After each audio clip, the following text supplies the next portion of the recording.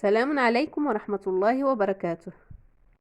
جئت لكم اليوم بذكر جديد، ألا وهو ذكر سبحان الله وبحمده. قال عليه أفضل الصلاة والسلام: من قال سبحان الله وبحمده 100 مرة غفرت له ذنوبه ولو كانت مثل زبد البحر. فماذا ننتظر؟ دقيقتان ونتمم 100 ذكر. هيا بنا.